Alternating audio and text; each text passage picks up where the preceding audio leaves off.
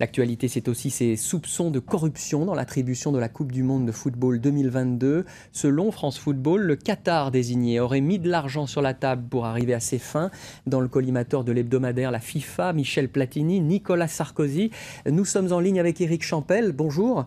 Vous êtes journaliste à France Football. Votre enquête évoque des échanges de bons procédés. Quel rôle ont joué selon vous ces protagonistes ? Comprenez votre question. Quel rôle... Est-ce que vous m'entendez ? Là, ça passe très mal. Non, c'est pas bon. Hein. Un mot sur votre enquête, sur des échanges de bons procédés, ce sont les termes indiqués. Quel rôle ont joué Michel Platini, la FIFA, le Qatar ou encore Nicolas Sarkozy ?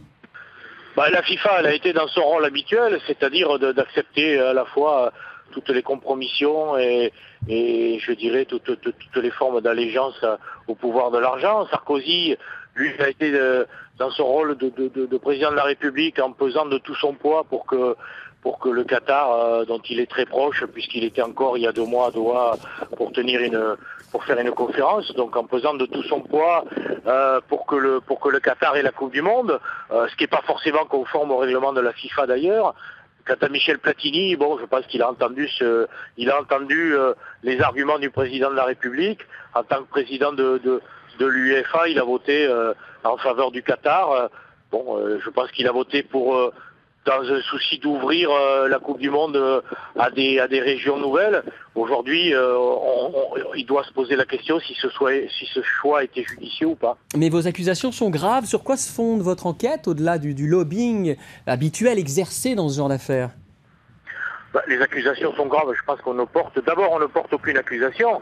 On met simplement bout à bout un certain nombre d'éléments qui permettent de se poser beaucoup de questions, à savoir ce qui s'est passé avant, à savoir ce que nous a dit un interlocuteur 15 jours avant le vote en disant tout est joué, ce sera la Russie et le Qatar, à savoir l'achat par le Qatar du congrès de la CAF de façon à venir présenter leur candidature alors que les autres candidats sont restés devant la porte, à savoir tout ce qui s'est passé depuis en France où la L1 profite d'une manne extraordinaire, que beIN est arrivé pour concurrencer Canal+, que le Paris Saint-Germain a été racheté par les Qatariens, que Barcelone va se retrouver demain, la saison prochaine, avec Qatar Airways comme sponsor. On ne porte aucune accusation grave, on met simplement bout à bout des choses qui sont de notoriété publique et on essaie de décrypter et de dire pourquoi ça fait sens. Le vote a eu lieu en décembre 2010. Pourquoi ces révélations maintenant ?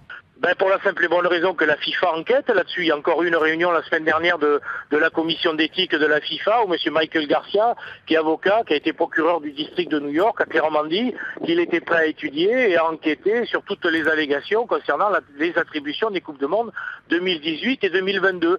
Il a également dit qu'il étudierait, c'est sur le site de la FIFA, c'est officiel, tout ce qui serait mis sur la place publique. Donc nous, France Football, on est dans notre rôle en disant voilà ce qui s'est passé, on met tout ça sur la place publique parce qu'on aimerait vraiment que la FIFA, quelque part, nous rassure et nous dise voilà tout ça est faux, tout ça est vrai, mais on voudrait savoir de quoi il retourne, on voudrait pas avoir ce mauvais goût dans la bouche.